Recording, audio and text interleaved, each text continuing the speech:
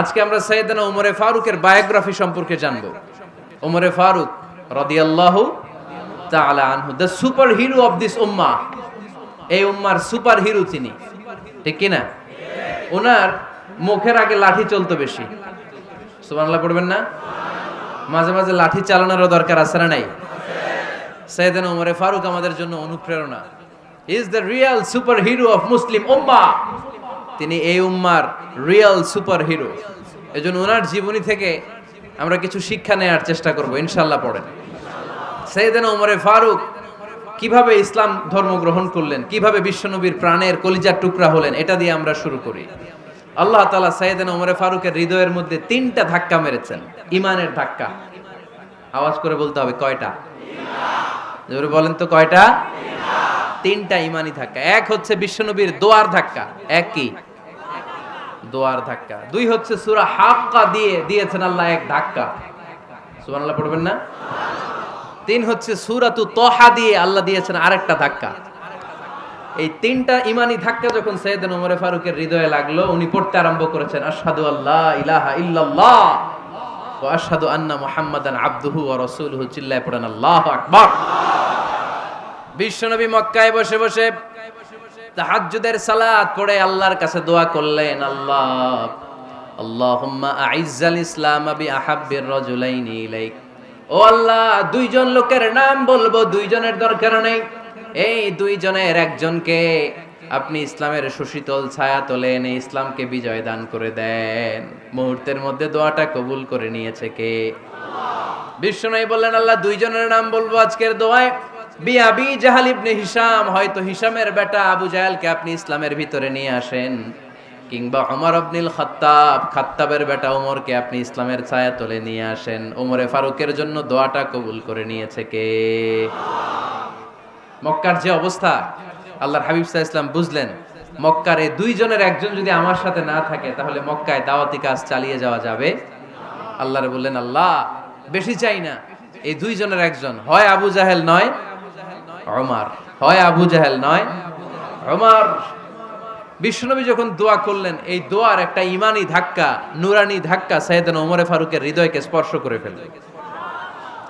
দোয়া is like a missile. এই যে আমরা দোয়া করি, এটা মিসাইলের মতো। যুদ্ধে মিসাইল হামলা করে না? মিসাইল হামলা করার পরে এই মিসাইল লক্ষ্য বস্তুতে যে ভেদ করে, ঠিক কিনা? তেমনি দোয়ার মতো যদি আপনি দোয়া করতে পারেন, আপনি যেই জন্য দোয়া করেছেন ঠিক ওই জায়গায় যে আপনার দোয়া স্পর্শ করে।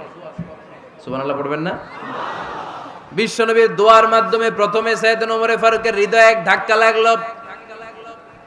2 নম্বরে রব্বুল আলামিন সূরাতুল হাক্কা দিয়ে ওমরে ফারুকের হৃদয়ের মধ্যে দিলেন এক ধাক্কা। পড়েন আল্লাহু আকবার। কোরআনের ভেতরে সূরাতুল হাক্কা নামে একটা সূরা আছে না নাই? আল হাক্কাতু মাল হাক্কা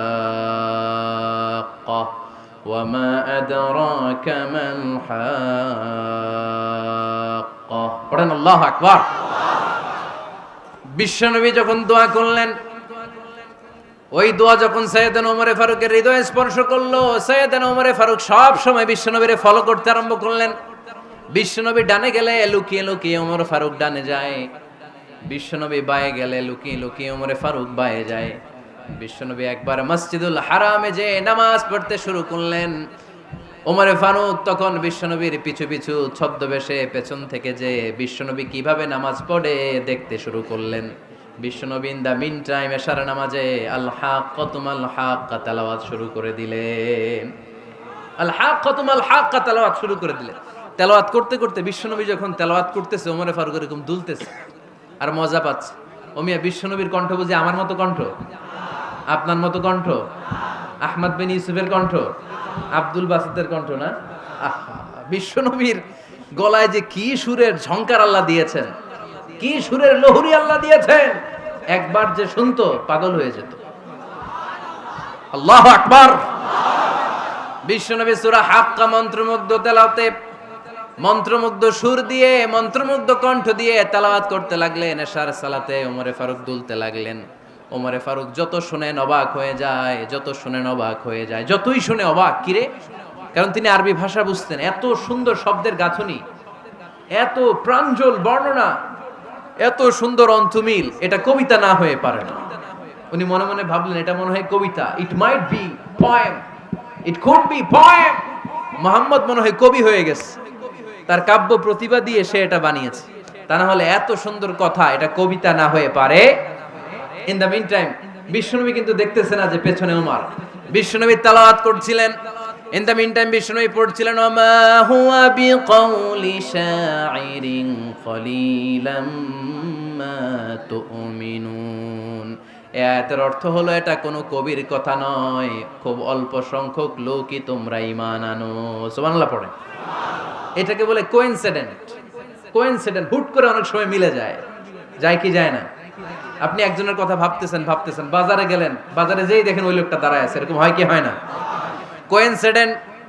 ওমরে ফারুক মনে মনে যেটা ভাবতেছে ওই কথা দিয়ে বিশ্বনবী তেলাওয়াত করতেছে, আল্লাহু আকবার। বিশ্বনবী যে আয়াত তেলাওয়াত করছিলেন, আয়াতের অর্থ হলো এটা কোনো কবির বানানো কবিতা না, খুব অল্প সংখ্যক লোকই তোমরা ঈমান আনো। ওমরে ফারুক আটকে উঠলেন, থমকে দাঁড়ালেন। ঘটনা কি? আমি মনে মনে ভাবলাম কি রে, এত সুন্দর কথা, এটা তো মানুষের কথা হতে পারে না, এটা নিশ্চয়ই কবিতা, কবির কথা। কিন্তু মুহাম্মদ এখন আবার পড়তেছে ওমা হুয়া বিকাউলি শাইর, এটা কোনো শায়েরের কবির কথা নয়।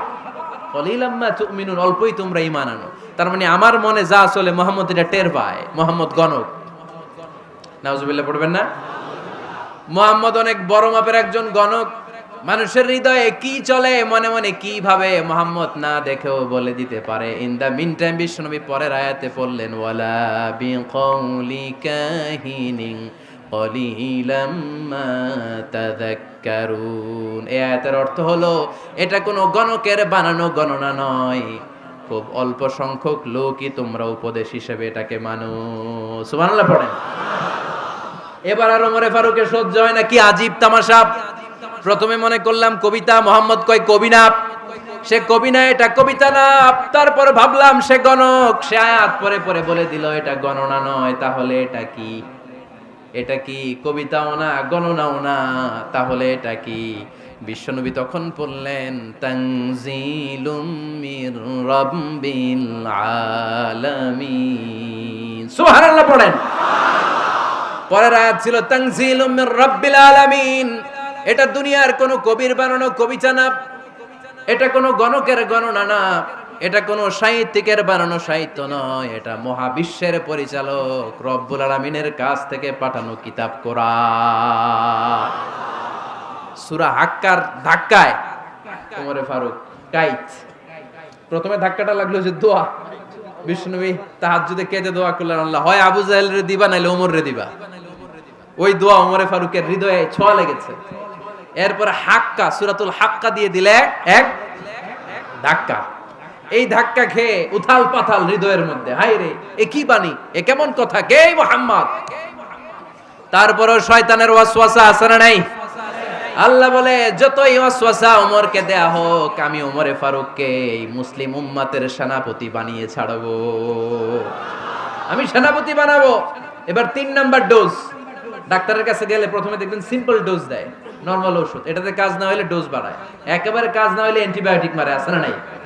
আল্লাহ প্রথমে দোয়ার ছোঁয়া লাগালেন, তারপর সূরা হাক্কা দিয়ে ধাক্কা মারলেন, এরপরে রব্বুল আলামিন বলেন এবার 3 নাম্বার ডোজ সূরা তহা দিয়ে আমি তোমার হৃদয়টারে উজালা বানায় দেব রে ওমর।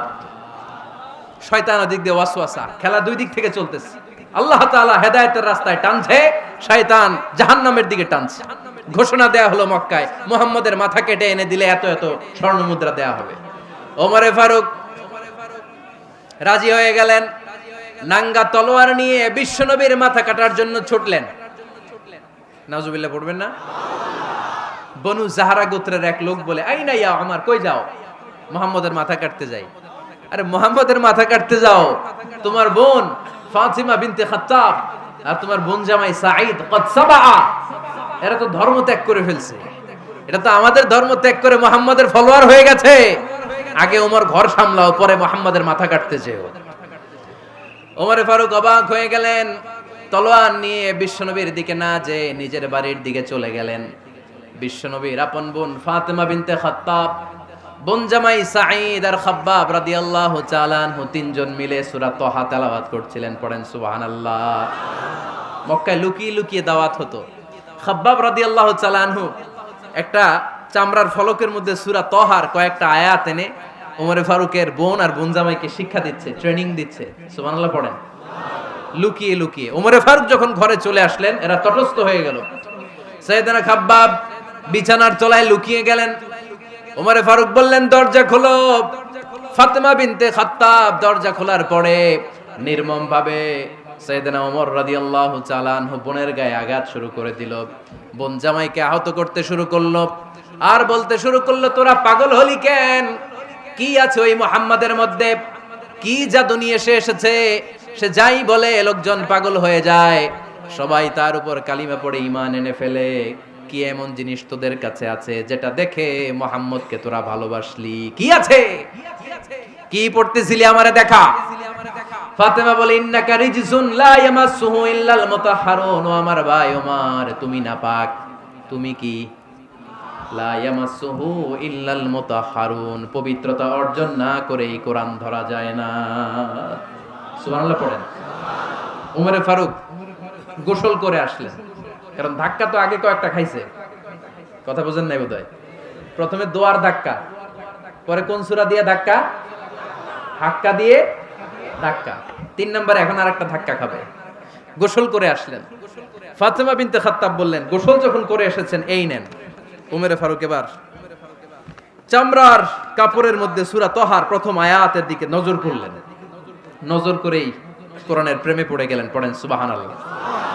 ওমরে ফারুক পড়তে আরম্ভ করলেন, তহা মা আনজালনা আলাইকাল কুরআনা লিতাশকা ইল্লা তাযকিরাতাল লিমান ইয়াখশা তানজিলাম মিম্মান খালাকাল আরদা ওয়াস সামাওয়াতিল উলা। সুবহানাল্লাহ পড়েন। উনি পড়তে আরম্ভ করলেন, তহা মা আনজালনা আলাইকাল কুরআনা লিতাশকা, এই কোরআনকে আমি তোমাদের হতভাগ্য জাতি হিসেবে দুনিয়ায় থাকার জন্য পাঠাই নাই। এটা রব্বুল আলামিনের পক্ষ থেকে এসেছে। যারা রবকে ভয় করে তাদের জন্য আছে উপদেশ। যিনি আকাশ বানিয়েছেন, জমিন বানিয়েছেন, ওই আল্লাহ তাআলা নিজেই এই কোরআন পাঠিয়েছে। আওয়াজ করে পড়তে হবে, আল্লাহু আকবার। উনি খুব ভালো আরবি জানতেন। সূরা তহা পড়ার পরে আর ধৈর্য ধারণ করতে পারে না। ওমরে ফারুক ছোট্ট বাচ্চার মতো কান্না শুরু করে দিলেন। আল্লাহু আকবার। সূরা তহাটা হাতে নিয়ে, তলোয়ারটা হাতে নিয়ে বিশ্বনবীর দিকে ছুটতে আরম্ভ করলেন। আইনা মুহাম্মদ, কোথায় মুহাম্মদ? তোমরা আমাকে মুহাম্মাদের কাছে নিয়ে চলো। বিশ্বনবী তখন সাফা পাহাড়ের পাদদেশে দারুল আরকাম ইবনে আলকামের ঘরে লুকিয়ে লুকিয়ে কোরআনের দাওয়াত দিতেন। ওমরে ফারুককে পাগলের মতো ছুটে আসতে দেখে বিশ্বনবীর চাচা হামজা ইবনে আব্দুল মুত্তালিব বলল, নবী আপনি পালান। ওই যে খাত্তাবের বেটা ওমর আপনাকে অপমান করার জন্য, আক্রমণ করার জন্য তেড়ে এসেছে। সাহাবীরা বললেন, নবী আপনি পালিয়ে যান, আমরা সামাল দেব।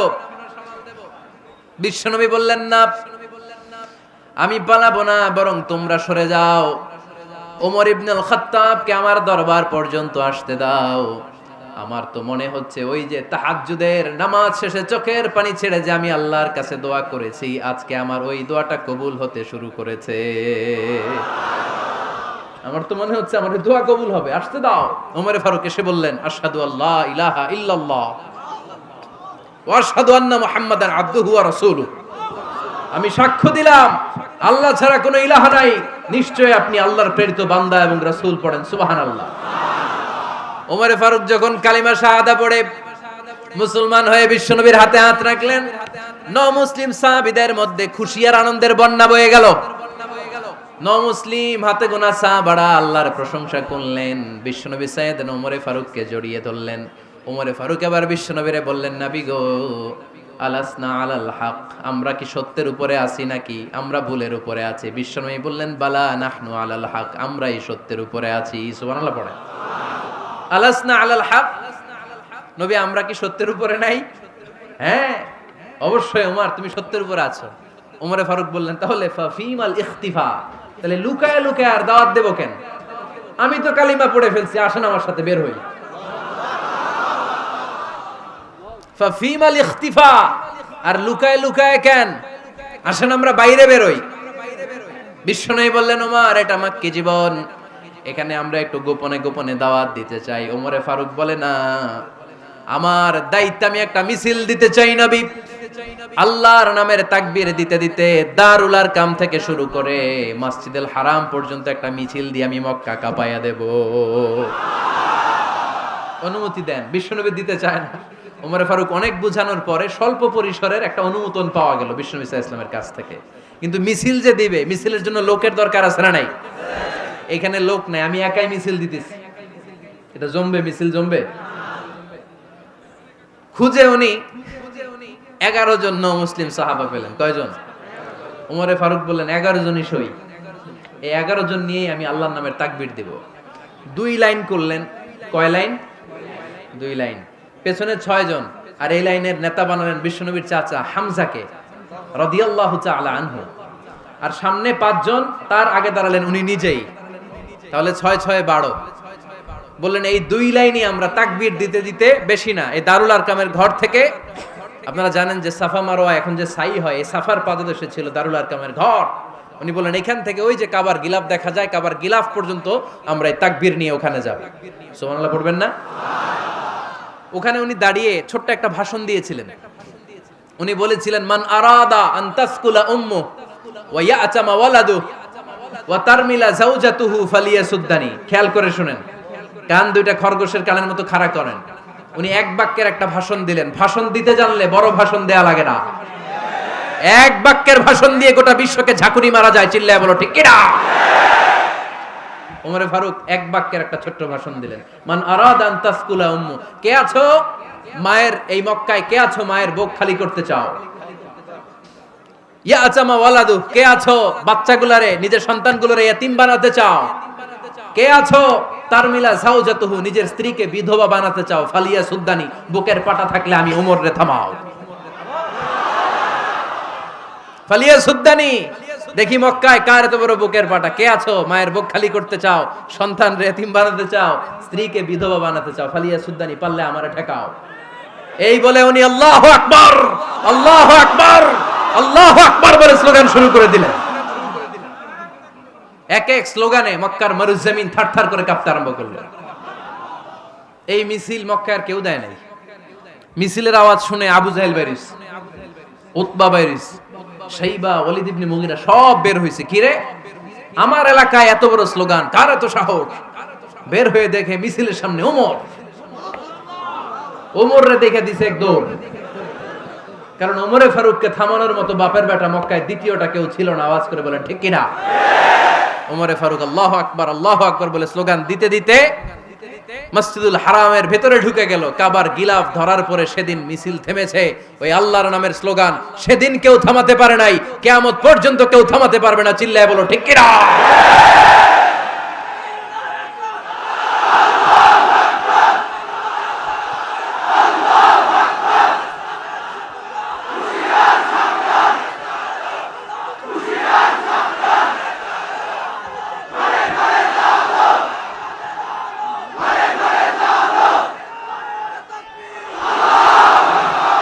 ওই রকম একটা ওমরের দরকার, আমাদের বেশি চাই না। জোরে বলেন ঠিক কিনা?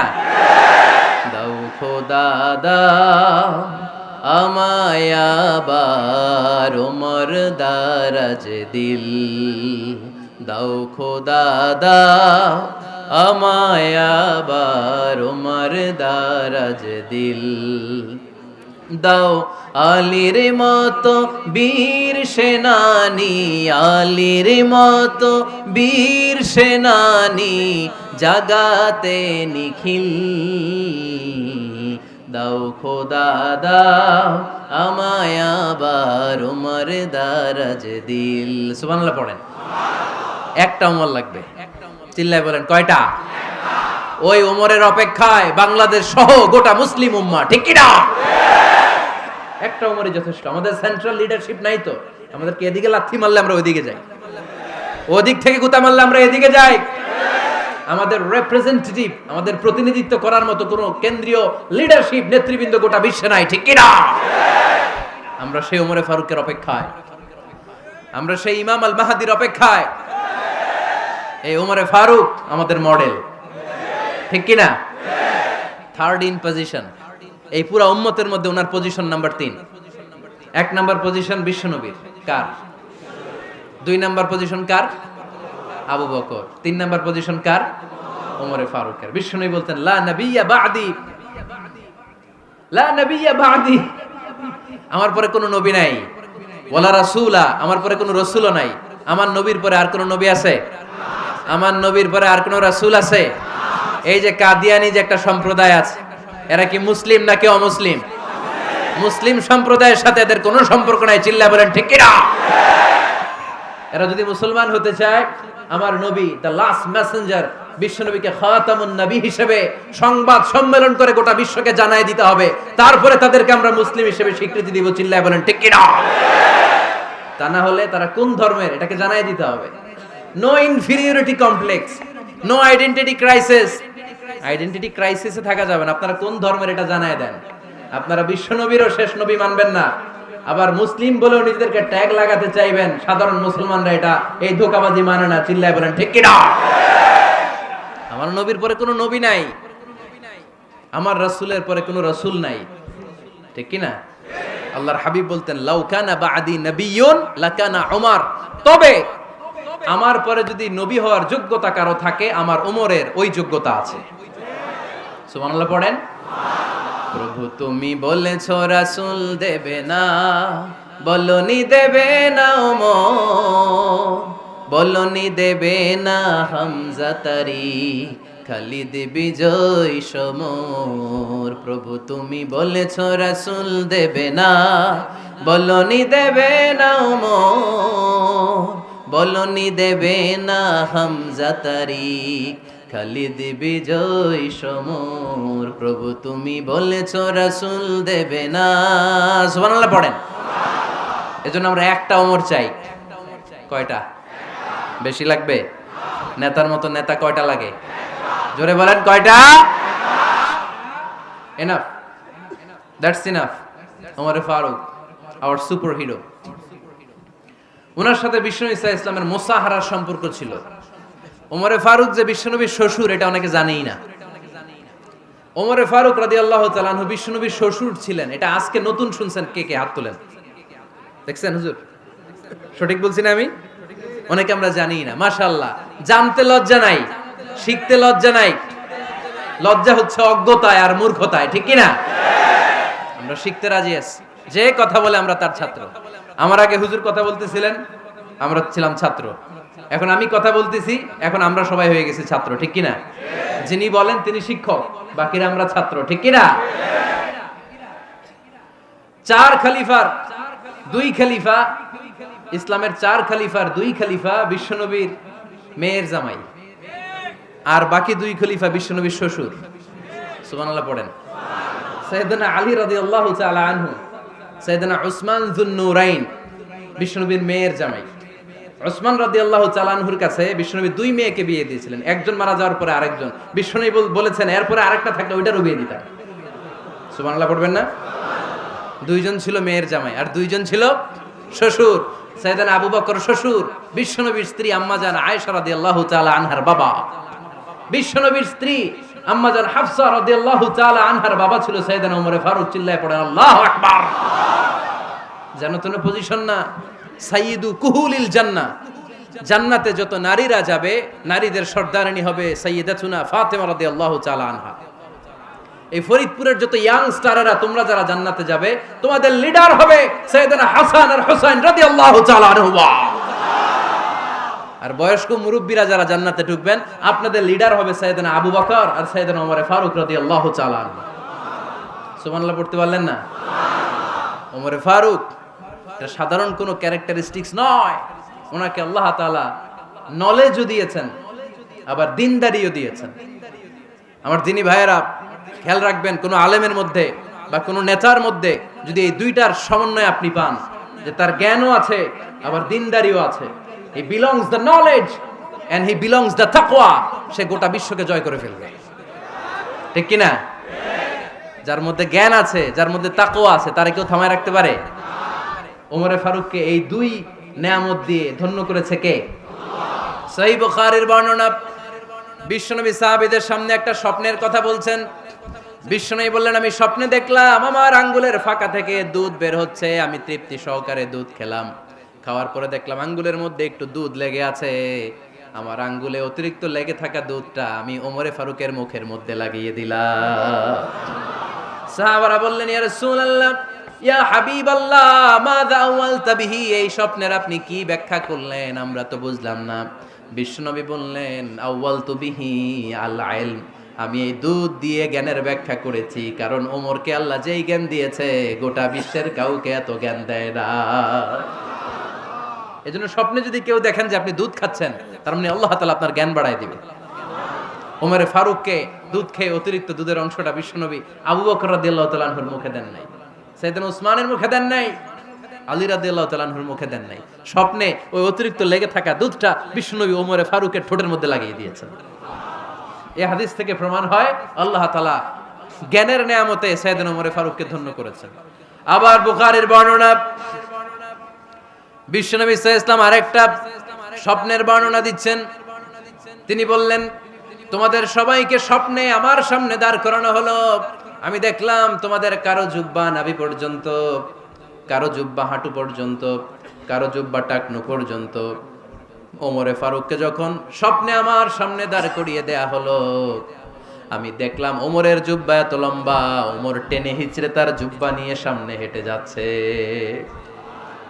সাহাবারা বললেন, ফামাযা আওয়ালতা বিহি ইয়া রাসূলুল্লাহ, ও আল্লাহর রাসূল, এই স্বপ্ন দিয়ে আপনি কি বোঝাতে চাইলেন, আমরা কিছু বুঝলাম না। বিশ্বনবী বললেন, আউয়ালতু বিহি আদ-দীন, আমি এই হাদিসের দ্বারা দ্বীনের ব্যাখ্যা করলাম, যার জামা যত লম্বা তার দ্বীনদারি তত বেশি। সুবহানাল্লাহ, আসতে পড়েন। স্বপ্নে দেখলেন কোন সাহাবীর জুব্বা নাভি, কোন সাহাবীর হাঁটু, কারোটা টাকনু, কিন্তু ওমরে ফারুকের জুব্বা এত লম্বা, ইয়াজুরু সাওবাহু, তিনি তার জুব্বা টেনে হিচড়ে যাচ্ছেন। বিশ্বনবী বললেন, এটা দ্বারা আমি দ্বীন, আমি তাকওয়া, দ্বীনদারি, তাকওয়া, এটার ব্যাখ্যা করেছি। তার মানে ওমরে ফারুকের তাকওয়ার সামনে সব তাকওয়া পানি হয়ে যাবে। কোন সুবহানাল্লাহ।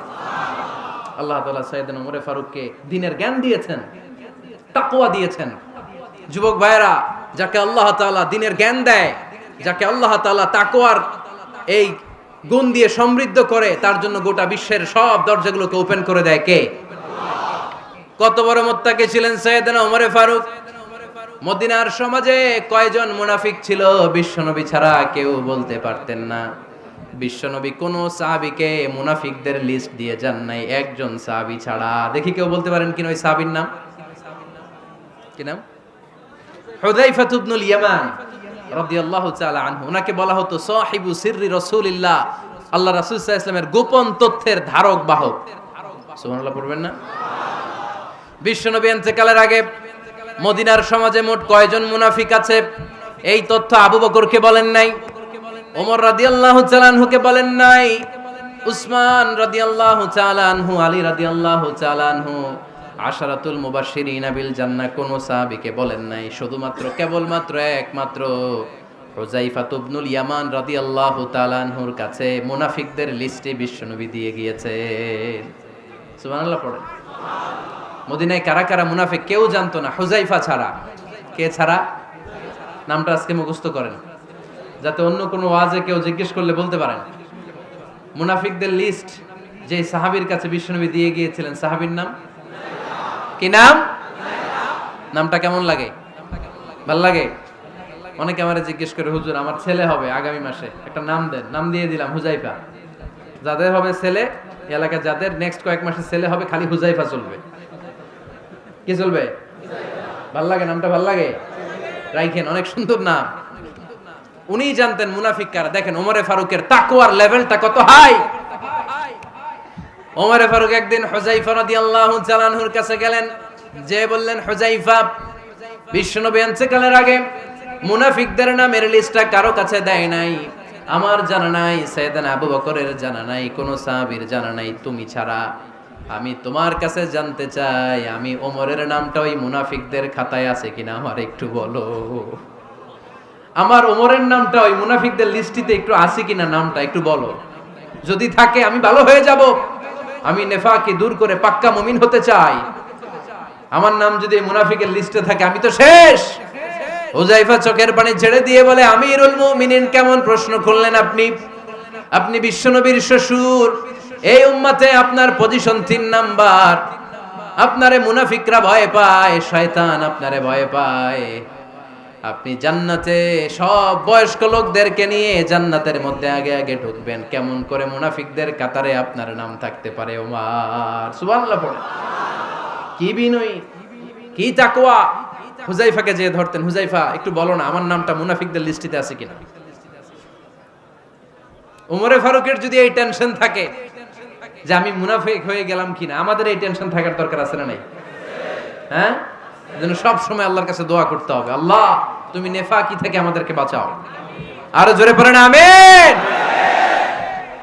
ওমরে ফারুক রাদিয়াল্লাহু তাআলা আনহু আমাদের সুপার হিরো, আমাদের সবাই বলেন আমাদের। উনি কত বড় সুপার হিরো শুনেন। উনি জুমার খুতবা দিচ্ছেন। কি দিচ্ছেন? মসজিদে নববীতে খুতবার মাঝখানে হঠাৎ বললেন, ইয়া সারিয়াতাল জাবাল, ইয়া সারিয়াত ইবনে জানিমিল জাবাল। এই কথা বলেই আবার খুতবা দিতে শুরু করলেন। ওনার এই ইয়া সারিয়াত ইবনে জানিমিল জাবালের সাথে আগের কথারও কোনো মিল নাই, পরের কথারও কোনো মিল নাই। জুমার নামাজের পর মুসল্লি সাহাবারা ধরলেন, বললেন, ইয়া আমিরাল মুমিনিন। খুতবার মাঝখানে হঠাৎ করে ইয়া সারিয়াত ইবনে জালিমিল জাবাল বলে আপনি চিৎকার করলেন কেন? আপনার এই বাক্যের সাথে আপনার খুতবার আগের বাক্যের কোনো মিল নাই, আপনার খুতবার পরের বাক্যেরও কোনো মিল নাই। এই কথা আপনি কারে বললেন, কারে উদ্দেশ্য করে বললেন? এই কথার তাৎপর্য কি আমাদেরকে বুঝিয়ে বলেন। ওমরে ফারুক বললেন, আমি যখন খুতবা দিচ্ছি আমি দেখতে পেলাম ওই যে কয়েক মাস আগে আমি আমার মুসলিম সেনাবাহিনী পারস্যে আক্রমণের জন্য পাঠিয়েছি, বর্তমান ইরানের ওই বিশাল এলাকাতে পারস্যে আমি আমার ব্যাটালিয়ন পাঠিয়েছি। আমি হঠাৎ করে দেখতে পেলাম আমার মুসলিম বাহিনীর সেনাপতি যুদ্ধের এক পর্যায়ে তার ডানে আছে উপত্যকা, বায়ে আছে পাহাড়, সে পাহাড়ি রাস্তা ছেড়ে দিয়ে উপত্যকার দিকে যেতে শুরু করেছে। আমি দেখতে পেলাম আমার মুসলিম বাহিনী যদি উপত্যকার দিকে ছুটে বেড়ায়, কাফির মুশরিকরা আমার মুসলিম বাহিনীকে কচুকাটা করে ফেলবে। তাই আমি এখান থেকে তাদেরকে কমান্ড দিয়ে বলেছি, ইয়া সারিয়াতাল জাবাল, উপত্যকার দিকে নয় পাহাড়ের দিকে যাও, তাহলেই তোমাদের বিজয় নিশ্চিত হয়ে যাবে। উপত্যকার দিকে যেও না, ইলাল জাবাল, ইলা সারিয়াতিল জাবাল, পাহাড়ের দিকে ছোট। সাহাবারা অবাক, ঘটনা কি? উনি বসে আছেন মদিনায় মসজিদে নববীর মিম্বারে দাঁড়িয়ে, উনি যদি ইয়া সারিয়াতাল জাবাল বলে, এটা কি ইরানে যাবে নাকি? ও মিয়া, তখনকার সময়ে বর্তমানের মতো মোবাইল ছিল নাকি? ইন্টারনেট ছিল নাকি? কিছু ছিল? খালি মুখে আমি যদি বলি ইয়া সারিয়াতাল জাবাল, এটা ইরানে যাবে, ইন্ডিয়া যাবে, ঢাকায় তো যাবে না, ফরিদপুর শহরেই তো বসবে না, ঠিক কিনা? কিন্তু এটা আমিরুল মুমিনিন বিশ্বাসী সাহাবারা বিশ্বাস করে নিল। কিছু মুনাফিক ছিল, এরা কয় না ঝামেলাস, এটা তো সম্ভব না। এক কাজ করি, এই সেনাপতি যখন বিজয়ী বেশে মদিনায় ফিরে আসবে আর আমরা ধরবো। এরা দিন গুনতে লাগলো, এই সেনাপতি মুসলিম বাহিনী নিয়ে পারস্য জয় করে কবে ফিরে আসবে। এই মুনাফিকের দলগুলো কখনো সেনাবাহিনীকে অভ্যর্থনা জানাতে যেত না, কিন্তু এইবার সবার আগে মদিনার উপকণ্ঠে যে সেনাপতিদেরকে অভ্যর্থনা জানানোর জন্য ফুল নিয়ে রেডি, ফুল নিয়ে দাঁড়ায়। সেনাপতি ঢুকার সাথে সাথে ধরছে, এই সেনাপতি কোত্থেকে আসছে? কয় পারস্য জয় করে আসছি। কয় এমন এমন দিন, জুমার দিন দুপুর বেলা যুদ্ধের মাঝখানে আমিরুল মুমিনিনের কণ্ঠের কোন কথাবার্তা শুনছো নাকি? সেনাপতি অবাক, কয় তোমরা জানলা কেমনে? শুনছি তো। সুবহানাল্লাহ পড়বেন না? আমরা যুদ্ধে একটা ভয়ঙ্কর অবস্থার মধ্যে ছিলাম, পেছন থেকে শত্রু আমাদেরকে আক্রমণ করতে শুরু করে দিল। ডানে যাব না বায়ে যাব, সামনে যাব নাকি পেছনে যাব, রাস্তা খুঁজে পাচ্ছি না।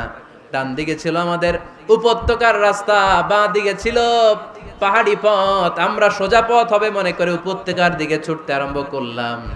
হঠাৎ করে আমিরুল মুমিনিনের কণ্ঠ বজ্র কণ্ঠে আমার কানের মধ্যে ভেসে আসলো, আমার মনে হলো আমিরুল মুমিনিন কেমন যেন আমাকে কমান্ড দিচ্ছেন আর বলছেন, ইয়া সারিয়াতাল জাবাল, ডান দিকে উপত্যকার পথে নয়, তাড়াতাড়ি পাহাড়ের দিকে সৈন্যবাহিনী নিয়ে উঠে যা। পাহাড়ের দিকে, ডানে না। This is wrong track and this is the right track. ওই দিন যদি ওমরে ফারুকের ওই গাইডলাইন, আমিরুল মুমিনিনের কমান্ড যদি আমি না শুনতাম, আজকে বিজয়ের বেশে ফিরতেও পারতাম না, আমাদের চেহারাও তোমরা দেখতে পেতে না। ওমরে ফারুকের ওই কমান্ড, ওই গাইডলাইন অদৃশ্য থেকে শোনার কারণে ওই পারস্যের মধ্যে আমাদেরকে সেই যুদ্ধে বিজয় দান করেছে কে? দিস ইজ ওমরে ফারুক, দিস ইজ ওমরে ফারুক। বিশ্বনবী বলছেন, ওমর, মা লাকিয়াকা শাইতানু সালিকান ফাজ্জান ইল্লা সালাকা ফাজ্জান গায়রা ফাজ্জিক। ওমর, শয়তান ইবলিস যদি তোমারে কোনো রাস্তা দিয়ে হাঁটতে দেখে, শয়তান ওই রাস্তা রেখে দিয়ে অন্য রাস্তা দিয়ে হাঁটে। সুবহানাল্লাহ বাড়িতে যায় বললেন। কে বলতেছে? বিশ্বনবী। কার ব্যাপারে? ওমরে ফারুকের ব্যাপারে। শয়তান যদি দেখে যে ওমরে ফারুক এই রাস্তা দিয়ে হাঁটতেছে, শয়তান ওই রাস্তা রেখে দিয়ে অন্য রাস্তা দিয়ে হাঁটে। সুবহানাল্লাহ পড়েন। রাত্রিবেলা আমরা আমাদের বাচ্চা ছেলে মেয়েদেরকে যখন খাওয়াই, বাচ্চারা খেতে চায় না, এরকম হয় আপনাদের ফরিদপুর এলাকায়? হ্যাঁ, এই এলাকায় হয় নাকি? খেতে চায় না বাচ্চারা, এই চকলেট দেখায়া, এই মিনা কার্টুন দেখায়া, এইটা সেইটা, এগুলো সেগুলো বলে, গল্প টল্প বলে ভুলায়া খাওয়ানো লাগে, তাই না? তারপরও খায় না। আমারও ছোট মেয়ে আছে, খেতে চায় না, এইটা সেইটা এমনি সেমনি খাওয়ানো লাগে। তো শেষে না পেরে মা বাবা বলতে বাধ্য হয়, ওই যে ভূত আসতেছে, ভূত, তাড়াতাড়ি তাড়াতাড়ি খাও, নাহলে যে ভূত ধরবে তোমারে। ওই যে বাঘ আসতেছে, বাঘ, তাড়াতাড়ি খাইলে নাহলে বাঘে কামড়াবে। বলি না আমরা? আপনারা কি বলেন? ভূত। আর কি বলেন? হ্যাঁ হ্যাঁ, আচ্ছা, এক এক জায়গায় এক একটা আমরা বলি, ভূত আসবে, বাঘ খাবে, ভাল্লুক খাবে, তাড়াতাড়ি খাও। মদিনাতে যখন ওমরে ফারুক আমিরুল মুমিনিন, মদিনার মায়েরাও বাচ্চাদেরকে খাওয়াতে পারতো না, ছোট্ট মেয়েদেরকে খাওয়াতে পারতো না, খাওয়া নিয়ে যন্ত্রণা করতো। বাচ্চারা যখন মদিনায় খেতে চাইতো না রাত্রি বেলায়, মদিনার মায়েরা বলতো, তাড়াতাড়ি খাও, হা হুয়া ইয়াতি উমর, হা হুয়া ইয়াতি উমর, তাড়াতাড়ি খা, নাইলে ওই যে ওমর আসতেছে, Omar. This is our super hero সাইয়েদনা ওমর ফারুক রাদিয়াল্লাহু তাআলা আনহু। শুধু শয়তানি ভয় পেত না, মুনাফিকরাও ভয় পাইতো, জমের মতো ভয়। শুধু তাই না, আমাদের আম্মাজান বিষ্ণু ইসা ইসলামের স্ত্রীরাও ওমরে ফারুককে ভয় পেতেন। সুবহানাল্লাহ কইবেন না? মাঝে মাঝে বিষ্ণু ইসা ইসলামের সাথে আম্মাজান আয়েশার ঝগড়া হতো, হতো না? আপনাদের ফ্যামিলিতে ঝগড়া হয়? হয় না? হয় না? কার কার দেখি? ওরে আল্লাহ, অনেক আল্লাহর ওলি আছে তো এই জায়গায়। ঝগড়া হয় না? কি কথা কয়, ঝগড়া হয় না বলে? বিশ্বনবীর ফ্যামিলিতে ঝগড়া হয়, আপনার ফ্যামিলিতে হয় না? মিষ্টি ঝগড়া। আর ও বিয়েই করে নাই।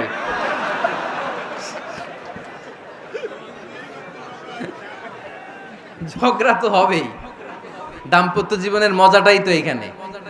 কখনো ঝগড়া, কখনো আনন্দ, একটু বৃষ্টি, একটু রোদ, একটু হাসি, একটু কান্না, ভালো লাগা, ভালোবাসা শেয়ার করে নেয়া, মিলেমিশে একাকার হয়ে যাওয়া, ঠিক কিনা? তো আল্লাহর হাবিব সাল্লাল্লাহু আলাইহি ইসলামের সাথে আম্মাজান আয়েশার ঝগড়া হতো। তো একদিন ঝগড়া হয়ে দুইজন রেগে আছে। খবরদার, দুইজন রেগে থাকবেন না আবার।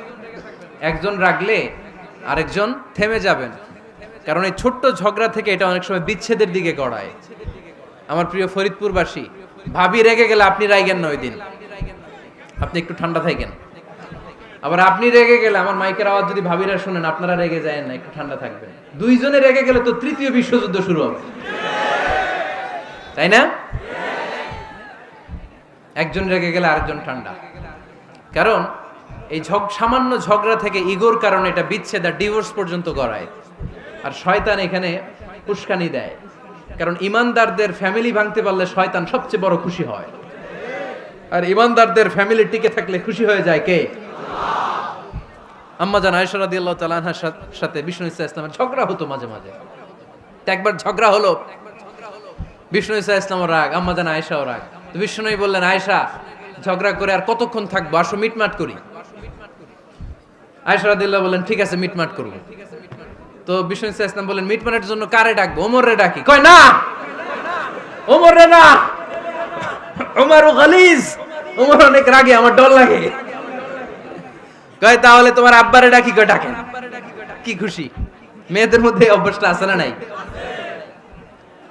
তাহলে তোমার আব্বারে ডাকি, ডাকেন। ডেকে নিয়ে আসা হলো। আবু বকর রাদিয়াল্লাহু তাআলা আনহু দাঁড়ালেন, আম্মা জান আয়েশা দাঁড়ালেন, বিশ্বনবীও দাঁড়ালেন। বিশ্বনবী বললেন, আয়েশা তোমার আব্বা আসছে, এবার ঘটনা খুলে বলার পালা, তুমি বলবা নাকি আমি বলবো? আম্মা জান আয়েশা বললেন, আপনি বলেন, তবে ওয়ালা তাকুল ইল্লা হাক্কান, যেটা ঘটছে ওইটাই বললেন, মিথ্যা কথা কইেন না। আবু বকর রাদিয়াল্লাহু তাআলা আনহু রেগে মেগে আগুন, কি এই কথা তুমি কেমন করে বলো? বিশ্বনবী কি মিথ্যা কথা কখনো বলবে? রেগে মেগে দিলেন মেয়ের গালে এক চড়। বানিয়ে বলতেছি না, মুসনাদ আহমদ ইবনে হাম্বলের হাদিস। বাবার হাতের থাপ্পড়কে আম্মা জান আয়েশা উল্টে বললেন। সাইয়েদনা আবু বকর রাগে গড়গড় করছেন, আবার মারার জন্য তেড়ে গেলেন। এবার বাঁচার জন্য আম্মা জান আয়েশা বিশ্বনবীর পিছনে যে আশ্রয় নিলেন, বিশ্বনবী বাঁচানোর জন্য দুই হাত মেলে দাঁড়িয়ে গেলেন। পড়েন সুবহানাল্লাহ। বিশ্বনবী যখন দুই হাত মেলে দাঁড়িয়ে গেলেন, সাইয়েদনা আবু বকর রাদিয়াল্লাহু আনহু থেমে গেলেন। সাইয়েদনা আবু বকর রাদিয়াল্লাহু তাআলা আনহু ঘর থেকে বের হয়ে বারান্দায় দাঁড়ালেন। পড়েন সুবহানাল্লাহ। এবার বিশ্বনবী আম্মা জান আয়েশার কাছে যেয়ে বলেন, ইয়া আয়েশা কাইফা রাআইতিনি আনকাসতুকি মিনার রাজুল, দেখছো কেমনে বাঁচাইলাম? আমি না থাকলে ভর্তা বানাই ফেলতো আজকে। আমি বাঁচাইছি তোমারে, আমি, আমার লগে ঝগড়া করো তুমি। লজ্জায় পড়ে আম্মা জান আয়েশা খিলখিল করে হেসে দিলেন, বিশ্বনবীও হেসে দিলেন। দুইজনের হাসির মধুর আওয়াজ শুনে সাইয়েদনা আবু বকর বাইরে থেকে অবাক, কিরে এতক্ষণ না ঝড় তুফান, এখন দেখি হাসি। সালাম দিয়ে অনুমতি নিয়ে ভিতরে ঢুকলেন। ঢুকে দেখেন আম্মা জান আয়েশাও হাসে, বিশ্বনবীও হাসে। এ হাসি দেখে আবু বকর রাদিয়াল্লাহু আনহু হেসে দিলেন। আরশের উপর থেকে খুশি হয়ে গেলেন কে?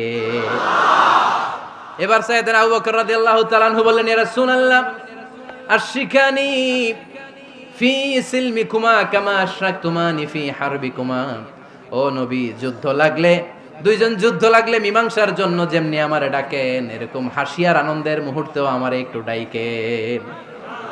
আশরিকানি ফি সিলমিকুমা কামা আশরাকতুমানি ফি হারবিকুমা।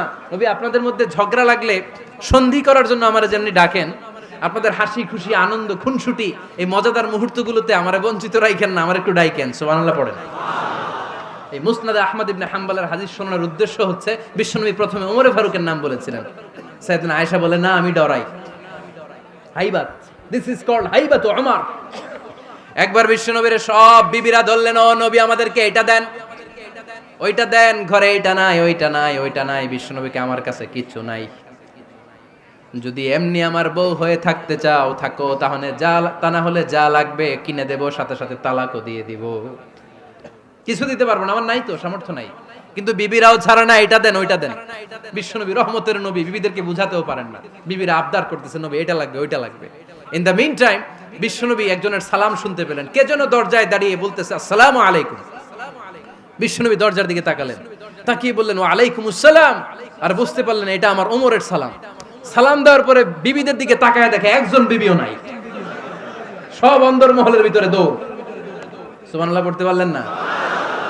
This is our super hero Omar. এরকম ওমর একটা লাগবে, চিল্লায় বলেন কয়টা? একটা ওমর গোটা বিশ্বকে সোজা করে দিবে।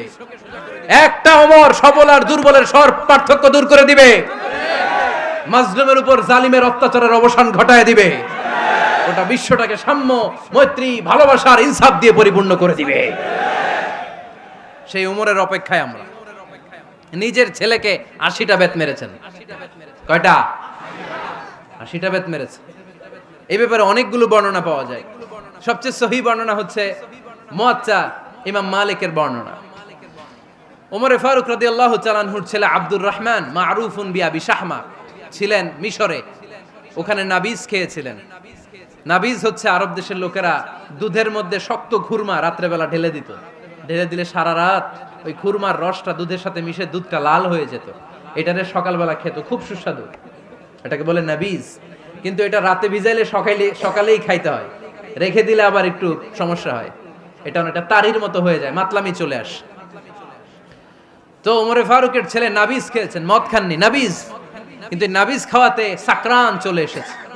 সাকরান চলে আসাতে এটা যখন প্রমাণিত হয়েছে, আমর ইবনে আল আস রাদিয়াল্লাহু তাআলা আনহু নাকে 80 বেত মেরেছেন মিশরে। কয় বেত?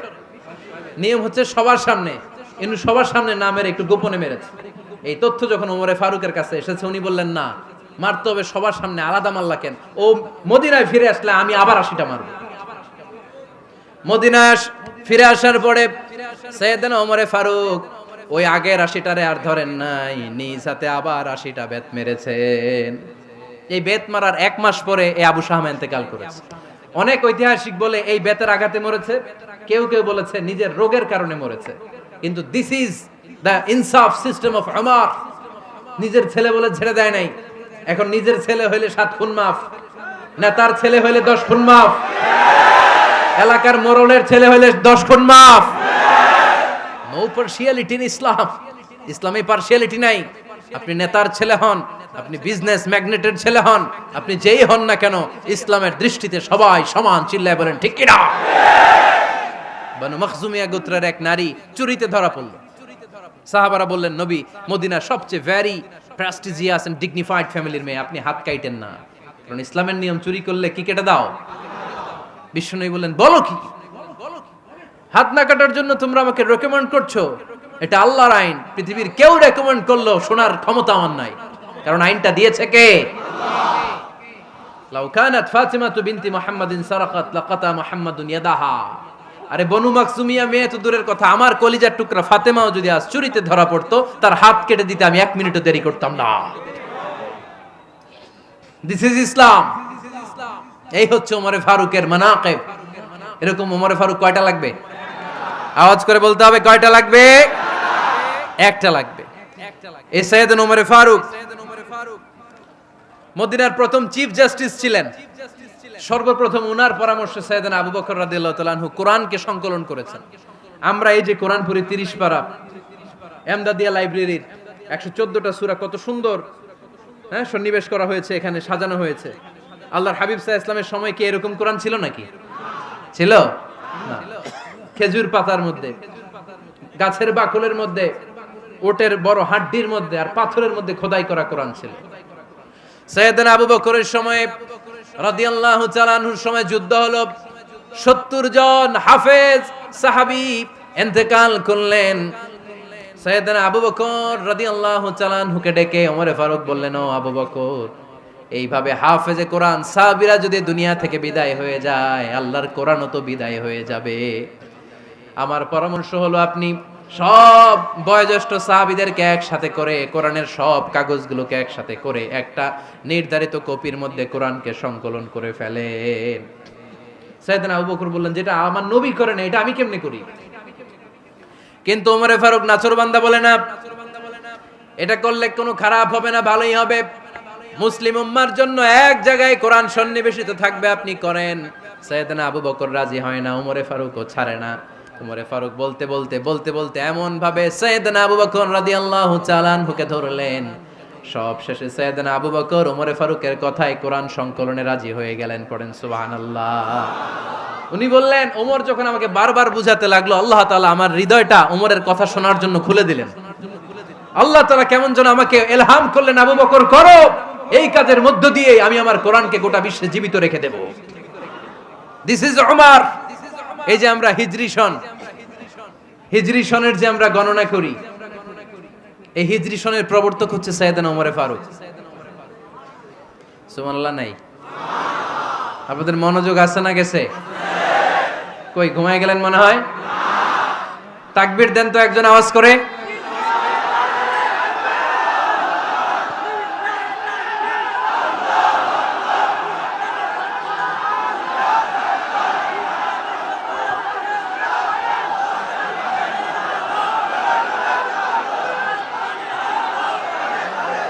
মাশাআল্লাহ, মাশাআল্লাহ। বসেন বসেন, এখনই শেষ করে দেব কিছু সময়ের মধ্যে। আমরা একসাথে বিদায় নেব ইনশাআল্লাহ। ওঠা বসা করবেন না, ওঠা বসা করবেন না, বসেন।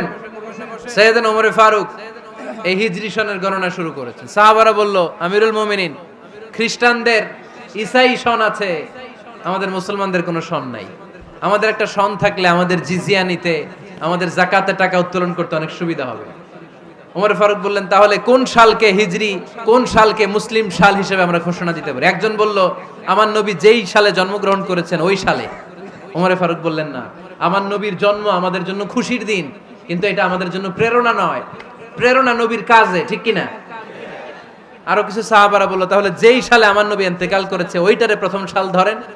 ওমরে ফারুক বললেন, না, যেদিন তিনি ইন্তেকাল করেছেন এটা আমাদের দুঃখের দিন, এটা আমাদের প্রেরণা নয়। আমাদের প্রেরণা হচ্ছে বিশ্বনবীর ত্যাগ, তিতিক্ষা আর কাজের মধ্য দিয়ে। জোরে কোন ঠিক কিনা? ওমরে ফারুক বললেন, যেদিন বিশ্বনবী ইসলাম রক্ষায় নিজের মাতৃভূমি ছেড়ে মক্কা থেকে মদিনায় গিয়েছেন, ওই দিনটাকে হিজরি প্রথম দিন ধরে আমরা হিজরি সাল গণনা করে শুরু করে দেব। ওইটাই হচ্ছে হিজরি সন। সেখান থেকে হিজরি সনের প্রবর্তন করেছেন সাইয়েদনা ওমরে ফারুক রাদিয়াল্লাহু তাআলা আনহু। এই যে স্টেট গভর্নমেন্ট, এই যে প্রিজন, জেলখানা, ক্যান্টনমেন্ট, সচিবালয়, গণভবন, বঙ্গভবন, মুক্তিযোদ্ধাদের ভাতা, রাষ্ট্রীয় ভাতা, এই সব নিয়ম কানুন সাইয়েদনা ওমরে ফারুক তার রাষ্ট্রীয় আমলে তিনি নিজে করেছেন। চিল্লায় পড়েন আল্লাহু আকবার। মুসলমানদের আলাদা কারেন্সি, নিজস্ব মুদ্রা ব্যবস্থা নিজে চালু করেছেন। সৈনিকদের মধ্যে যারা বিবাহিত, প্রতি 6 মাস অন্তর অন্তর 1 মাসের ছুটি কাটাতে তারা ফিরে আসবে, সাইয়েদনা ওমরে ফারুক চালু করেছেন। চিল্লায় আওয়াজ করে পড়েন আল্লাহু আকবার। এই যে আমরা 20 রাকাত সালাতুত তারাবি পড়ি রমাদানে, পড়েন না আপনারা? এটা সাইয়েদনা ওমরে ফারুক চালু করেছেন। সুবহানাল্লাহ পড়তে পারলেন না? কোরআনে মোট 22টা আয়াত আছে যেখানে সাহাবারা ইনডিসিশনে ভুগছিলেন। বিশ্বনবীর মত একটা, ওমরে ফারুকের মত আর একটা। এই 22 জায়গায় আল্লাহ তাআলা বিশ্বনবীর মতের পক্ষে আয়াত নাজিল না করে ওমরে ফারুকের মতের পক্ষে কোরআনের আয়াত নাজিল করেছেন। আওয়াজ করে পড়েন আল্লাহু আকবার। এদিকে উঠলেন কেন আপনারা? যারা উঠছেন আমার দিকে তাকান।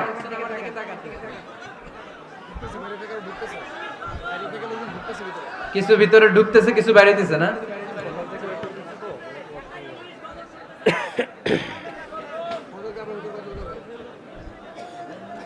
সাইয়েদনা ওমরে ফারুক, আমরা সাহাবীদের জীবন চরিত পড়তে চাই না?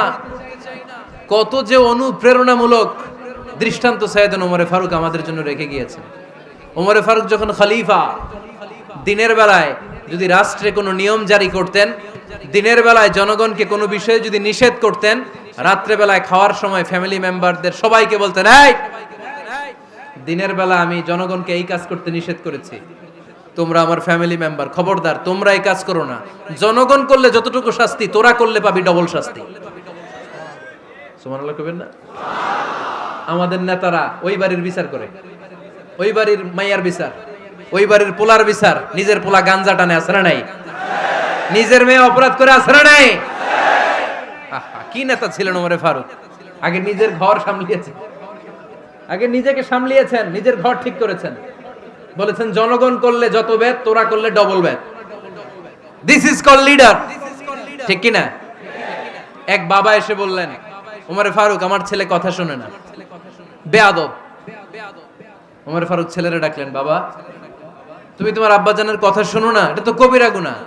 ছেলে বলে, ওমরে ফারুক সব দায়িত্ব আল্লাহ ছেলে মেয়েদেরকে দিয়েছে, বাবা মাকে কোনো দায়িত্ব দেয় নাই। ওমরে ফারুক বললেন, অবশ্যই দায়িত্ব দিয়েছে। তাহলে বলেন আমার বাবার দায়িত্ব কি? উনি বললেন, প্রাইমারিলি প্রথমত 3 দায়িত্ব। আইয়ানতাকিয়া উম্মা, পৃথিবীর প্রতিটি বাবার উচিত ছেলেদের মেয়েদের জন্য ভালো মায়ের ব্যবস্থা করা। 2 নম্বরে আইয়ুহসিনা ইসমা, সুন্দর তার একটা নাম রেখে দেয়া। 3 নাম্বার ইউআল্লিমাহুল কিতাব, তার আল্লাহর কিতাব শিক্ষা দেওয়া। এবার ছেলেকে আমার আব্বা 3টার একটাও করে নাই।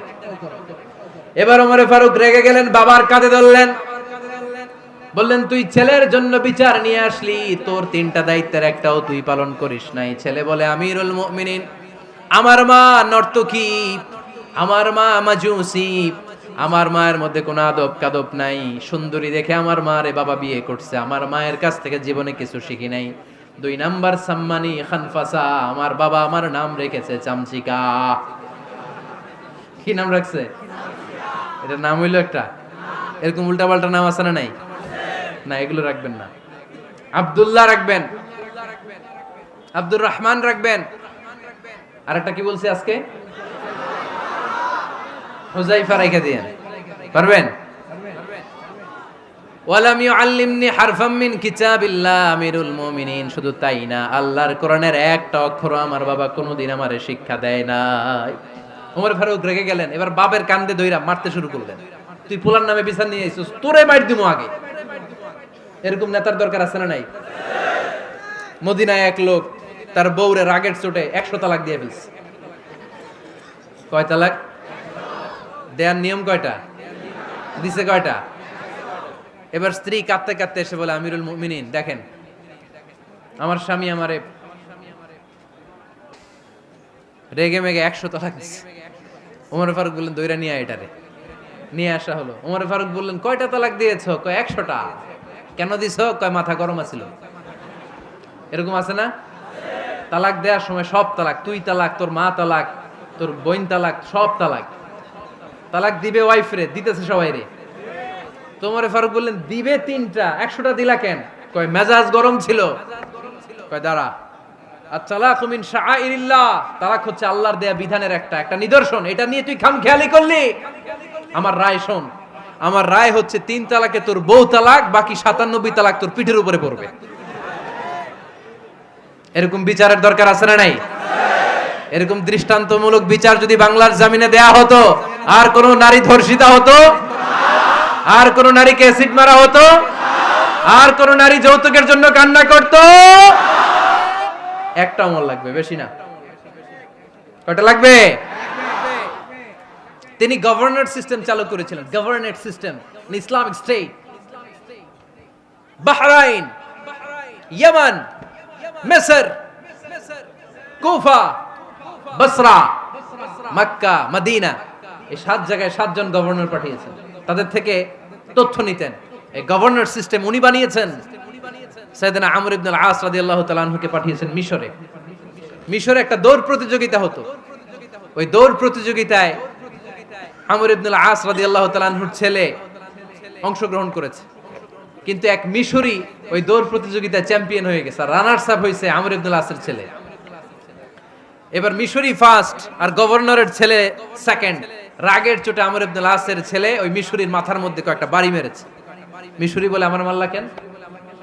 তুমি খেলাই পারো না, আমারে মারলা কেন? কয়, আনা ইবনুল আকরামিন, আমি গভর্নরের পোলা, আমি যা বলবো এটাই হবে, আমার উপরে কথা নাই। মিশরি ওইখানে আর ঝগড়া বাঁধায় নাই, মনে দুঃখ নিয়ে মদিনায় চলে আসলেন। এসে বললেন, আমিরুল মুমিনিন, আপনি আমর ইবনুল আস রাদিয়াল্লাহু তাআলা আনহুকে মিশরের গভর্নর বানিয়ে পাঠিয়েছেন। একটা প্রতিযোগিতায় আমি চ্যাম্পিয়ন হয়েছি, ওনার ছেলে হয়েছে রানার আপ। কেন সে চ্যাম্পিয়ন হতে পারে নাই? এই কারণে আমার মাথায় লাঠি দিয়ে 3টা বাড়ি মেরে। বিচারটা দিছে কার দরবারে? কথা বুঝেন নাই বোধহয়? ওমর ফারুকের দরবার। ওমর ফারুক বললেন, তাই আগামী বছরের অমুক তারিখ আমি সব গভর্নরদেরকে ডেকে হিসাব নেই, তো ওই দিন তুই থাকবি, পারবি না? মিশরে বলে, পারবো মানে অবশ্যই পারবো। ওই দিন 7 রাজ্য থেকে 7 গভর্নর হাজির, গভর্নরদের ছেলেরাও হাজির, মিশরীয় হাজির। 7 গভর্নরের কাছ থেকে 7 এলাকার খোঁজ খবর নেয়ার পরে ওমরে ফারুক বললেন, আইনাল মিসরি, মিশরি লোকটা কই, এদিকে আয়। মিশরি সামনে আসার পরে বলল, আমর ইবনুল আস, তুমি মিশরের গভর্নর, তোমার ছেলে সহ তুমি আসো। আমর ইবনুল আস এসে সামনে বসে রইলেন। এবার বললেন, ও আমর ইবনুল আসের ছেলে, তুমি নাকি ইবনুল আকরামিন গভর্নরের ছেলে, তুমি যা বলবা মিশরে নাকি তাই হবে, তোমার নাকি অনেক দাপট। নিজে একটা লাঠি এনে মিশরীর হাতে দিয়ে বলল, এবার তোর মাথায় যতটা মারছে তুই ততটা গুনে গুনে মার, আমি দেখবো। আমর ইবনুল আস দেখবে, আমর ইবনুল আসের ছেলেরে তুই এখানে মার। সে বলতেছে, থাক, আপনি বলছেন এতেই যথেষ্ট, মারা লাগবে না, আমি মাফ করে দিলাম। ওমরে ফারুক বলল, খবরদার, মার, মার ওর মাথার মধ্যে। মিশরি ওমরে ফারুকের ধমক শুনে ভয়ে ভয়ে 3টা বাড়ি মারল। এই বাড়ি মারা দেখেও ওমরে ফারুকের হৃদয় ঠান্ডা হয় নাই। লজ্জায় আমর ইবনুল আস, বয়স হয়ে গিয়েছে সাহাবা, মাথা তখন টাক, মাথায় চুল নাই, লজ্জায় মাথাটা হেট হয়ে মাথাটা নিচু করে রেখেছে। এবার রাগের চোটে ওমরে ফারুক বললেন, এবার আমর ইবনুল আসের টাক মাথার মধ্যে একটা মার। মার! কেন ছেলেকে শিক্ষা দিতে পারে নাই? ইয়া আমর ইবনুল আস, মাতা জাআলতুমুন নাস আবিদা, তোমরা কখন মিশরীদেরকে নিজেদের দাস বানায় নিলা? ওয়াকাদ ওয়ালাদাতুম উম্মুহুম আহরারা, আর ওদের মায়েরা তো ওদেরকে স্বাধীন সন্তান হিসেবে প্রসব করেছে। মানুষদের উপর ক্ষমতাগিরি করার জন্য গভর্নর পাঠাই নাই। খবরদার, জনগণ, তাদেরকে দেখভাল করার জন্য তোমাদেরকে পাঠানো হয়েছে, তাদের উপর কোনো অত্যাচার করার জন্য নয়। চিল্লায় বলেন ঠিক কিনা? এরকম নেতা কয়টা লাগবে? কয়টা? ওই নেতার নাম কি? ওমর, হা হুয়া ইয়াতি ওমর। 22 জায়গায় বিশ্বনবী কয় একটা, ওমরে ফারুক বলে আরেকটা। আল্লাহ বলে, বিশ্বনবী আপনার পক্ষে আমি আয়াত নাজিল করতে পারলাম না, আমি ওমরের পক্ষে নাজিল করে দিলাম। বিশ্বনবী বলতেন, ইন্নালি কুল্লি উম্মাতিন মুহাদ্দাস, সব উম্মতের মধ্যে, সব নবীর উম্মতের মধ্য থেকে একজন করে আল্লাহ তাকে মুহাদ্দিস বানাতো। মুহাদ্দিস না, মুহাদ্দাস। মুহাদ্দাস মানে এমন লোক যিনি যা ভাবতো ওই ভাবনাটাই আল্লাহ আয়াত হিসেবে নাজিল করে দিতেন। বিশ্বনবী বলেন, আমার উম্মতের মধ্যে মুহাদ্দাস হচ্ছে সাইয়েদনা ওমর। মদিনার সবচেয়ে বড় মুনাফিকের নাম আব্দুল্লাহ ইবনে উবাই ইবনে সালুল, সব মুনাফিকদের সরদার। কিন্তু এই মুনাফিকের ছেলেটা হলো পাক্কা ইমানদার। এই ছেলের নাম হলো আব্দুল্লাহ। আওয়াজ করে বলেন, ছেলের নাম কি? আব্দুল্লাহ ইবনে উবাই ইবনে সালুল। মুনাফিক সরদার যখন ইন্তেকাল করলো, সাইয়েদনা আব্দুল্লাহ রাদিয়াল্লাহু তাআলা আনহু বিশ্বনবীর কাছে এসে চোখের পানি ছেড়ে ডেকে বলে, নবী আপনিও জানেন, আমিও জানি, মদিনার সবাই জানে আমার আব্বা মুনাফিকদের সরদার, কিন্তু আমার মন তো মানে না, আমার তো পিতা, আমার তো বাবা লাগে, আমার তো মন মানে না। আপনিও জানেন মুনাফিক, আমিও জানি মুনাফিক। নবী আপনার দরবারে কিছু আমি চাই না, আপনার গায়ের একটা জামা দেন, আপনার জামাটা পরিয়ে আমার বাবারে দাফন দিব। এর উসিলায় যদি আমার আব্বারে আল্লাহ মাফ করে দেয়, দয়ার নবী মায়ের নবী জামা খুলে দিয়ে দিলেন। পড়েন সুবহানাল্লাহ। আব্দুল্লাহ রাদিয়াল্লাহু তাআলা আবার আবদার চললেন, নবী জানি আমার বাবা মুনাফিক, কিন্তু আমার তো বাবা, আপনার দরবারে ফরিয়াদ, আপনি নিজে যে আমার বাবার জানাজার নামাজের ইমামতি করবেন। দয়ার নবী মায়ার নবী জানাজার নামাজে যেতে চাইলেন। ওমরে ফারুক বললেন, নবী না, খবরদার আপনি উবাই ইবনে সালুলের জানাজায় যাবেন না। বিশ্বনবী জোর করে যেতে চাইলেন। সাইয়েদনা ওমরে ফারুক বিশ্বনবীর জামা পেছন থেকে টেনে ধরলেন। আল্লাহু আকবার। টেনে ধরলেন, যাবেন না আপনি। ওমরে ফারুকের হাত থেকে হ্যাচকা টান মেরে জুব্বা টান দিয়ে বিশ্বনবী জানাজায় চলে গেলেন। রব্বুল আলামিন আয়াত নাজিল করলেন, ইস্তাগফির লাহুম আও লা তাস্তাগফির লাহুম ওয়া ইন তাস্তাগফির লাহুম ৭০ মাররাতান ফালান ইয়াগফিরাল্লাহু লাহুম। নবী গো, একবার নয়, দুইবার নয়, ৭০ বারও যদি এই মুনাফিকের জন্য আপনি ক্ষমা চান, তার জন্য ক্ষমা নাই, তার জন্য আছে জাহান্নাম। ওয়ালা তাকুম, আপনি যাবেন না আলা কবরি, কখনো তাদের জানাজায় যাবেন না। এই যে একটা ভুল করে ফেলছেন, এটা এইবারই শেষ, এরপরে আর যাবেন না। সাইয়েদনা ওমর ফারুকের পক্ষে আল্লাহ তাআলা কোরআনের আয়াত নাজিল করে দিলেন। চিল্লায় পড়েন আল্লাহু আকবার। এভাবে 22টা জায়গায় ওমর ফারুক যা বলেছে, এটা নিয়ে একটা আলাদা আলোচনা হইতে হবে, আলাদা একটা আলোচনা লাগবে যে 22টা আয়াতে আল্লাহ তাআলা বিশ্বনবীর পক্ষে কোরআনের আয়াত নাজিল না করে সাইয়েদনা ওমর ফারুকের পক্ষে আয়াত নাজিল করেছেন। চিল্লায় পড়েন সুবহানাল্লাহ। ওই ওমর ফারুককে আমাদের মডেল বানানোর দরকার আছে না নাই? ওই ওমর ফারুকের জীবনী আমাদের ছেলে মেয়েদেরকে পড়ানোর দরকার আছে না নাই? আমাদের ভবিষ্যৎ প্রজন্ম এগুলো জানে না। ওরা সালমান খান দেখে বড় হয়, ওরা শাহরুখ খান দেখে বড় হয়, ওরা ঋত্বিক রোশনকে দেখে বড় হয়। ওরা মনে করে যে এরাই বড় সুপার হিরো। আমাদের যে কত বড় সুপার হিরো আছে এরা জানেই না। নতুন প্রজন্মের কর্ণকোহরে সাইয়েদনা ওমর ফারুকের ইতিহাস পৌঁছে দেওয়ার দরকার আছে না নাই? ওমর ফারুকের ইন্তেকালের ঘটনাটা বলেই আমরা মুনাজাতের দিকে যাব। শুনবেন? শুনতে চান? উনি স্বপ্নে দেখলেন একটা লাল মোরগ ওনাকে 3টা ঠোকর মেরেছে। কয়টা? উনি জুমার নামাজে, জিলহজ মাসের শেষ সপ্তাহে জুমার নামাজে বললেন যে একটা লাল মোরগ 3টা ঠোকর মেরেছে। মুগীরা ইবনে শুবা রাদিয়াল্লাহু তাআলা আনহুর দাস আবু লুলু আল মাজুসি, এই লোকটা খঞ্জর বানাতে পারতো। মুগীরা রাদিয়াল্লাহু তাআলা আনহুর দাস। মুগীরা প্রতিদিন 4 দিরহাম করে চার্জ করত, যেহেতু দাস। সে এসে বিচার দিল, আমিরুল মুমিনিন, মুগীরা আমার থেকে বেশি টাকা চায়, জুলুম করে। ওমরে ফারুক বললেন, তাই? তুমি কি কাজ জানো? বলে, আমি খঞ্জর বানাতে জানি। বাড়ি কই? পারস্য। আরে তুমি খঞ্জর বানাতে জানলে তো 4 দিরহাম অনেক কম, সে তো আরো বেশি টাকা নেওয়া দরকার ছিল তোমার থেকে। আবু লুলুর এই কথা পছন্দ হয় নাই। সে কয়, ওমর তুমি সবারে দয়া দেখাও, আর আমার ক্ষেত্রে কঠিন নিয়ম বানাইলা, দাঁড়াও এই নিয়ম তোমারে আমি দেখাবো। এই রাগে সে বাড়িতে যে একটা খঞ্জর বানালো। কি বানালো? খঞ্জর চিনেন? ছোট্ট ছুরি। কিছুদিন আগে ওমানের সুলতান কাবুস ইন্তেকাল করেছে, জানেন আপনারা? ওনার এই কোমরের মধ্যে খঞ্জর থাকতো, ছবিতে দেখছেন? আরব শায়েখ যারা সুলতান আমির, কোমরে কি থাকে? ছোরা থাকে, খঞ্জর। সে বাসায় যে একটা খঞ্জর বানালো, যেই খঞ্জরের 2 মাথা, লাহু রাসান ওয়া মাকবাদাতুহু ফি ওয়াসাতি, আর ধরার হ্যান্ডেলটা মাঝখানে, এদিকেও ছুরি এদিকেও ছুরি, যাতে এইভাবে মারা যায়। সে ধার দিতে লাগলো আর বলল, ওমর দাঁড়াও, তোমার আমি দেখাবো। ওমরে ফারুক মসজিদে নববীর ইমাম, ফজরের নামাজের সময় এ আবু লুলু আল মাজুসি বুরনুস পরে, চাদর পরে, লুকিয়ে লুকিয়ে, সে অগ্নি উপাসক, মুমিন নয়, ওমরে ফারুককে অ্যাটাক করার জন্য গেলেন মসজিদে নববীতে। ওয়াকানু ইউসাল্লুনা বিগালাস, তখন ওনারা অন্ধকারে নামাজ পড়তো।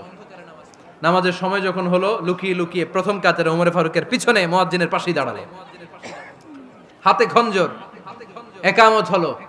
ওমরে ফারুক সালাত শুরু করলেন, ফজরের সালাত, আল্লাহু আকবার।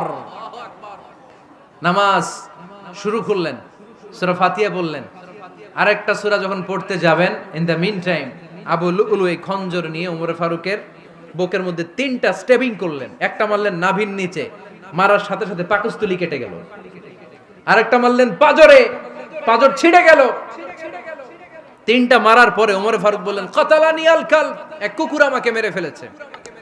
পেছন থেকে এক সাহাবীকে টান মেরে সামনের দিকে নিয়ে গেলেন, তুমি নামাজের ইমামতি করাও। আর ওমরে ফারুককে বাকিরা ধরাধরি করে পেছনে নিতে আরম্ভ করলেন।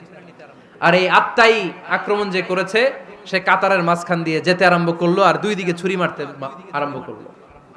13 জন সাহাবীর গায়ে ছুরি মেরেছে, 7 জন সাহাবা স্পট ডেথ, জায়গায় মৃত্যু। এই ভয়ঙ্কর অবস্থা দেখে এক সাহাবী বুরনুস, এক ধরনের জুব্বা আছে মাথাওয়ালা, অনেকে জ্যাকেট পরছেন না এরকম মাথাওয়ালা, লম্বা জুব্বা আছে, আরবরা শীতে পড়ে মাথাওয়ালা, এই মাথাওয়ালা জুব্বা বের করে এক সাহাবী জালের মতো তার দিকে উড়ায় মারলো। ওই বুরনুসের মধ্যে পেঁচিয়ে আবু লুলু মাটিতে পড়ে গেল আর সুইসাইড করে ফেললো, নিজের বুকে নিজে মেরে আত্মহত্যা। যেই সাহাবীকে ইমামতির জন্য দাঁড় করালেন, উনি ছোট্ট সূরা দিয়ে, প্রথম রাকাতে সূরা আল কাউসার, দ্বিতীয় রাকাতে সূরাতুল ইখলাস দিয়ে নামাজ শেষ। ওমরে ফারুক বেহুশ। ওমরে ফারুক কি? হ্যাঁ, বেহুশ। সবাই কান্নাকাটি করতেছে, সবাই দেখতে গেলেন, এখন হুঁশ ফিরে না। মুখের মধ্যে, মুখ খুলে রাষ্ট্রের চিকিৎসক মুখের মধ্যে দুধ দিলেন, ওই নাভি দিয়ে দুধ বের হয়ে যায়, পাকস্থলী কেটে ওখান দিয়ে দুধ বের হয়ে যাচ্ছে। তারা বললো, ওনারে বাঁচানো সম্ভব না, দেখেন হুঁশ ফিরে কিনা। হুঁশ ফিরলে ওনার পরে কে আমির হবে, উনি যেন প্যানেল ঠিক করে দিয়ে যায়। সবাই তাকিয়েছে ওমরে ফারুকের চোখের দিকে। আল্লাহর মেহেরবানিতে ঘন্টা খানিক পরে উনি চোখ খুললেন। চোখ খোলার পরেই বলেন নাই, ও মা আমি মরে যাই। চোখ খোলার পরে উনি বলেন নাই, কে মারলো আমারে।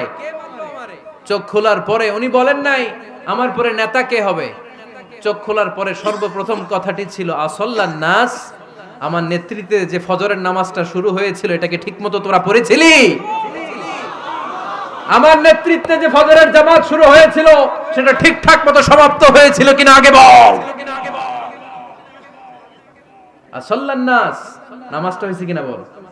সুবহানাল্লাহ কইতে পারলেন না? This is Omar, hour super hero. নেতা অনেকগুলো লাগে না, এরকম নেতা একটাই যথেষ্ট, যে গোটা বিশ্বকে কাঁপায় দিতে পারে। চিল্লায় বলো ঠিক কিনা? আমরা চাই আমাদের ছেলেগুলো ওমরে ফারুকের মতো বড় হোক।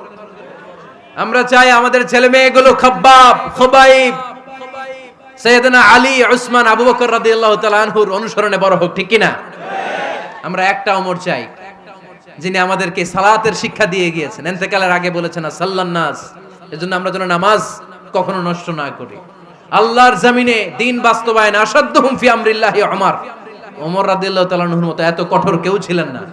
তাই দিন বাস্তবায়নে আমরা যেন কাউরে ছাড় না দেই। সবার আগে আল্লাহর দিন, সবার আগে আল্লাহর কোরআন, সবার আগে আমার ইসলাম, ঠিক কিনা? চাইলেই কেউ এদেশ থেকে ইসলামরে মিটাই দিতে পারবে না। যে দেশে আল্লাহু আকবার ধ্বনির সাথে সাথে সূর্য উঠে যায়, আল্লাহু আকবার ধ্বনির সাথে সাথে সূর্য ডুবে যায়, সে দেশে আর কিছু থাকবে না থাক, আমার ইসলাম থাকবেই। আর কিছু থাকবে না থাক, আমার কোরআন থাকবেই। সে ইসলামের সাথে থাকতে রাজি আছেন তো? কোরআনের সাথে থাকতে রাজি আছেন তো?